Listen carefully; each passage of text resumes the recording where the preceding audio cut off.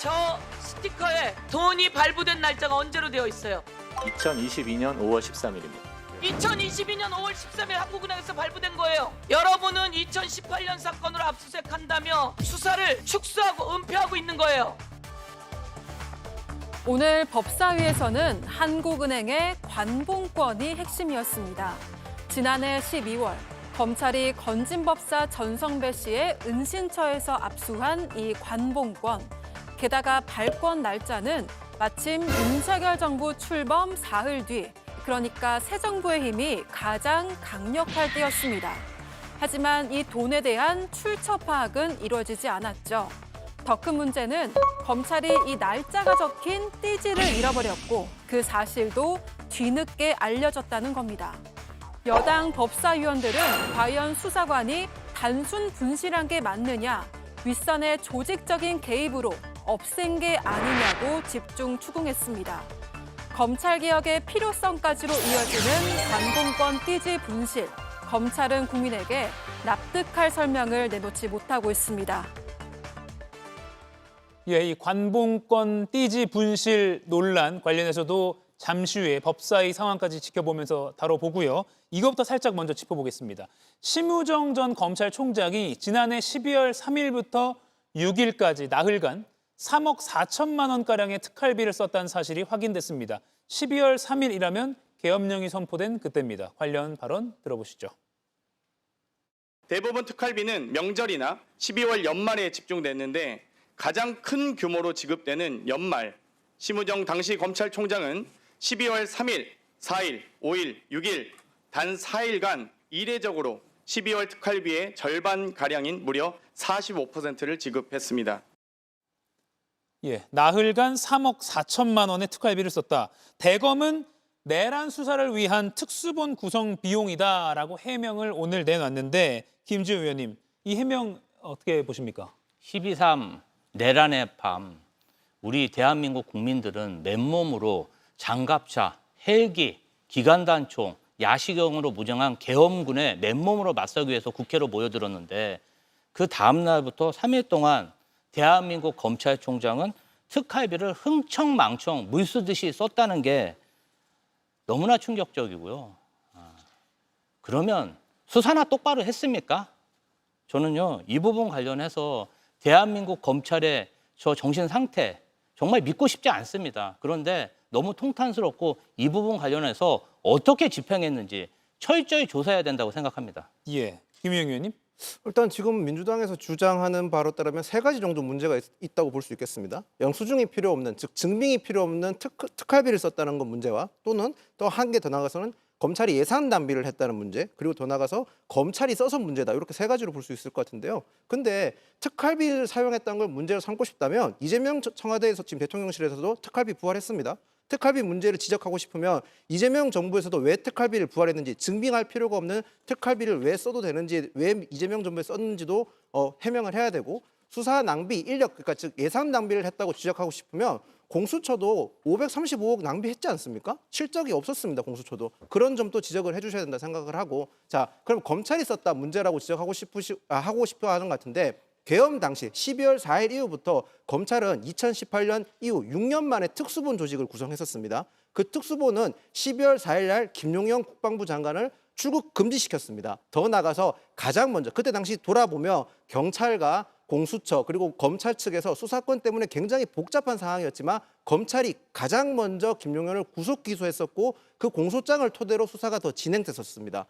검찰이 당시에 실적이 없었던 게 아닙니다. 물론 지금 대검에서 감찰을 시작했으니까 구체적인 정황이 드러나겠죠. 하지만 지금 민주당에서 제기한 의혹들만 가지고는 검찰이 지금 심우정 검찰총장이 특활비를 잘못 썼다라고 진단하기에는 조금 전 이르다는 점 말씀드리겠습니다. 예, 다만 12월 3, 4, 5, 6 이 나흘간 3억 4천만, 그러니까 뭐 다른 기간이 아니라 다른 기간에 어느 뭐 6월 며칠 날 뭐 많이 썼다, 또는 뭐 집중해서 썼다 이런 게 아니라 12월 3일 누구나 다 기억하는 그 내란의 밤부터 내리 이렇게 4일 동안 3억 4천만 원을 집행했기 때문에 더 의구심을 가질 수밖에 없는 것 같거든요. 송영은 의원님. 저 부분은요. 예. 구체적인 사용 내역이 나와서 사실관계가 드러나야 뭔가 예. 확정적인 논평이 가능하다고 생각합니다. 왜냐하면은 12월 3일 사용 내역은요. 심우정 검찰총장이 비상계엄을 사전에 몰랐다면 그 사용 내역까지 합산해서 세임을 하는 것이 맞는가 여기에 대해서 좀 의문이 있고요. 그다음에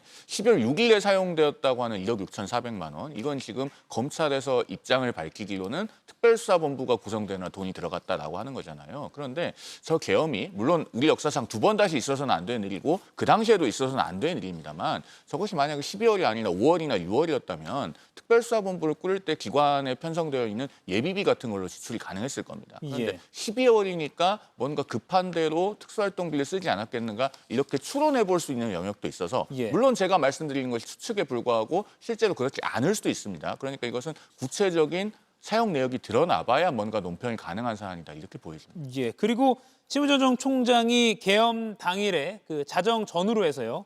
국회가 계엄 해제안 표결하기 전에 박성재 당시 법무장관과 3차례나 통화한 정황이라고 하면 안 되고 사실이죠.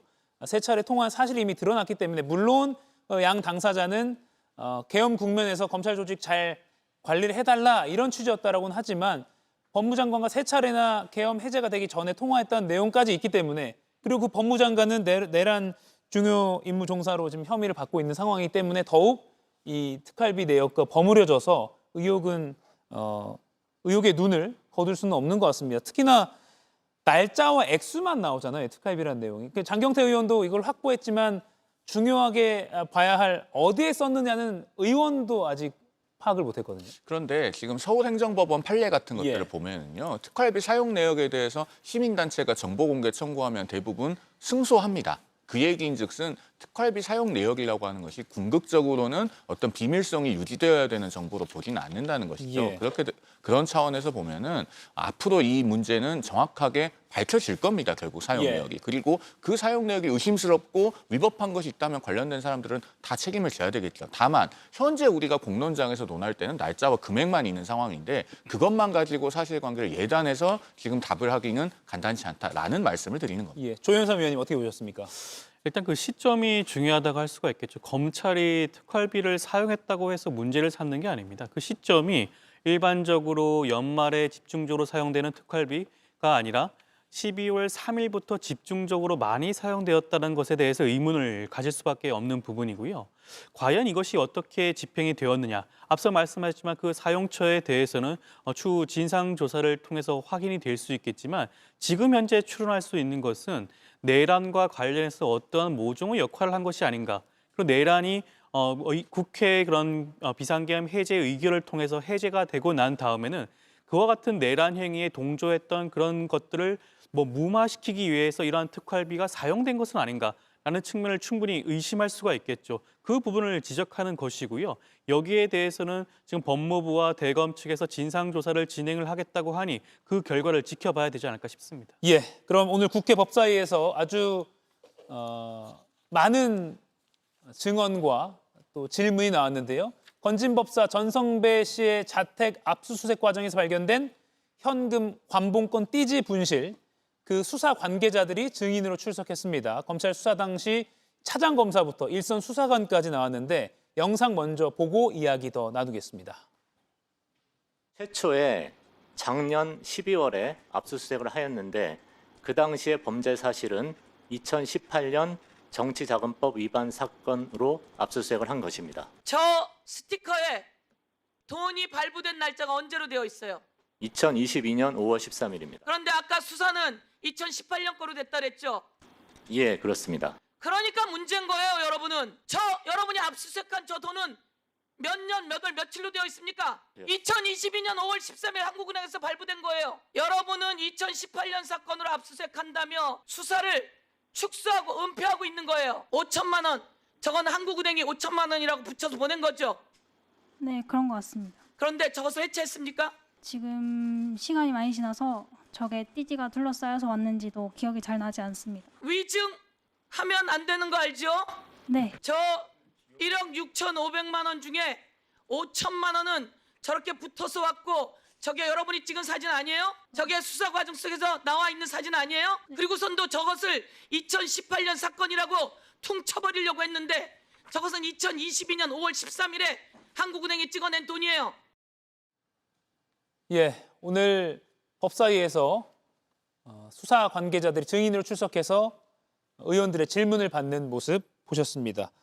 사실 뭐 차장검사나 부장검사 정도는 증인으로 나온 걸 많이 봤는데 수사관은 보기가 사실 쉽지 않은데 오늘은 당시 사건에 밀접한 관계자이기 때문에 수사관까지도 증인으로 출석했습니다. 김지우 의원님, 이 수사관이 시간이 지나서 기억나지 않는다라고 했는데 다른 법사위원들도 집중적으로 추궁한 게 아니 관봉권 수사기관도 1년에 한 번 보기 힘든 거 아니냐, 왜 기억을 못하냐 이렇게 추궁했거든요. 일단은 사회 초년생으로 보이는 말단 수사관이 법사위 상임위장까지 나와서 저런 답변을 해야 되는 것 자체가 사실 저도 많이 속이 상합니다. 예. 그런데 저게 도대체 말이 안 되는 얘기 아니겠습니까? 그러면 대한민국 검찰 증거물 확보는 다 저런 식으로 돼 있다는 거잖아요. 증거물을 검찰은 저렇게 관리한다는 것인데 도대체 검찰의 수사, 증거물 유지 이것에 대해서 신뢰를 한꺼번에 무너뜨린 일이고요. 예. 어떻게 돈이 관봉권으로 왔으면 형상을 변경하지 않고 그대로 보관됐어야 되는데 그 형태가 변경이 돼서 띠지가 사라졌는데 이에 대해서 알고 있는 사람이 아무도 없다는 것인지, 그리고 사건이 발생한 지 7개월이 지났는데 이 중대한 사항에 대해서 아무런 조사도 없었고, 저는 이런 부분은 서울 남부지검에서 조직적으로 사건을 은폐하고 증거를 은닉했다고 확신하고 있고요. 예. 이 부분 관련해서 굉장히 센 수사가 필요하다 이런 생각이 듭니다. 예. 다른 법사위원과 김정민 남부지검 수사관과의 질의응답이 좀 더 오갔는데요. 조금 더 들어보고 이야기 계속 나눠보겠습니다. 돈을 센 적이 있나요? 저는 그냥 기계적으로 일을 했기 때문에 그때 당시가 무슨 일이 있었는지는 정확하게 기억이 나지 않습니다. 근데 저에게는 그냥 평범한 업무 중에 하나였기 때문에 특별히 기억이 나지 않는 것 같습니다. 보통 현금이 들어오면 세나요? 네, 세고 있습니다. 다 모든 현금을 다 세나요? 네, 얼마인지 다 보고 이렇게 기록을 하나요? 네, 매수 확인을 합니다. 돈을 셌다면은 김정민 수사관이 그 관봉권 띠지를 풀었을 가능성이 높아 보이네요, 그죠? 그때 당시 띠지로 묶여 있었는지는 기억이 나지 않습니다.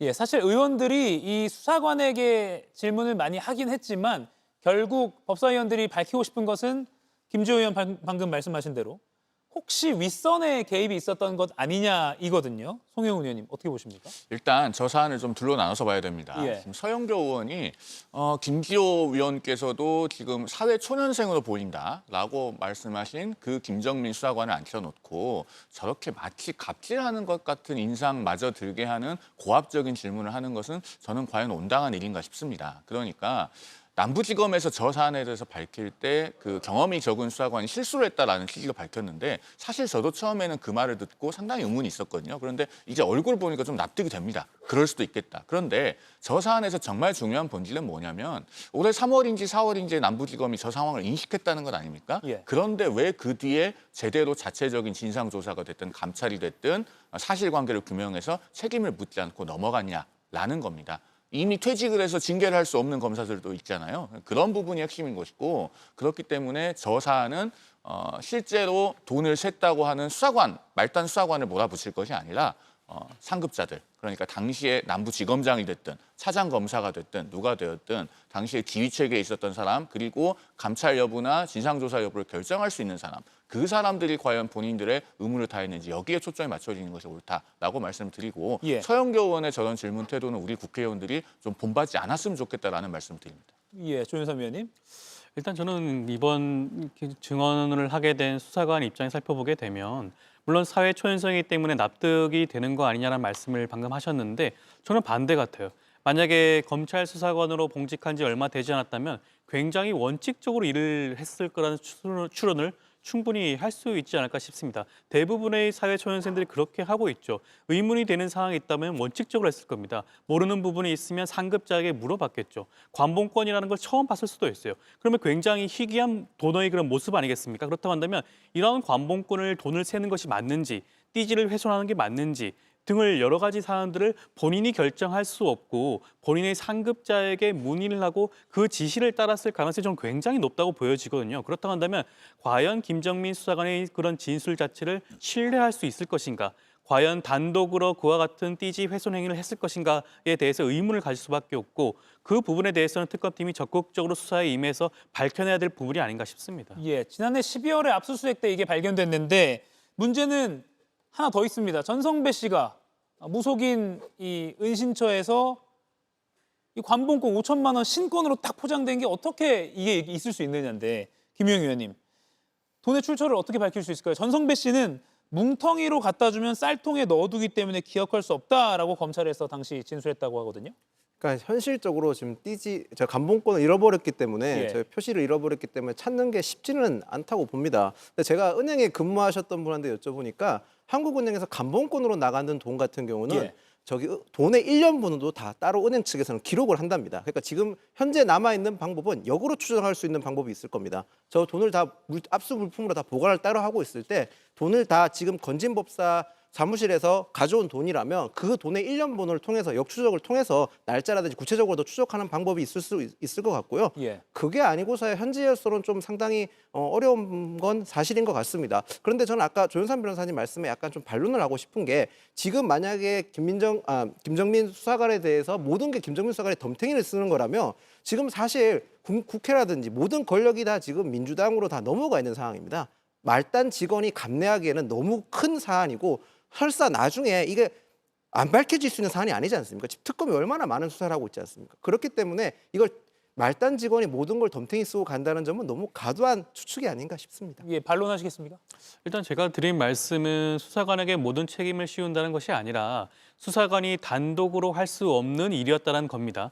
이 당시 관봉권의 그런 그 형태도 아마 그 담당 수사관 입장에서는 처음이었을 가능성이 굉장히 높고요. 그리고 이것이 어떤 사안이었습니까? 국정농단과 관련된 건진법사의 자택을 압수수색하는 과정에서 나온 뭉칫돈 아니겠습니까? 그렇다고 한다면 더욱더 신중하게 접근했을 가능성이 높고 그렇다고 한다면 상급자의 그런 지휘 관리 하에서 그런 모든 행위를 한 게 아닌가라는 의문을 드리는 겁니다. 예, 오늘 바로 이 관봉권 논란도 검찰 개혁을 주장하는 목소리로도 더 확대가 되고 있는 흐름도 많습니다. 이에 대해서도 더 논의를 하고 싶은데 시간이 다 되었기 때문에 이 관련해서는 다음 시간에 또 논의하도록 하겠습니다. 네 분과는 여기서 인사드리겠습니다. 고맙습니다.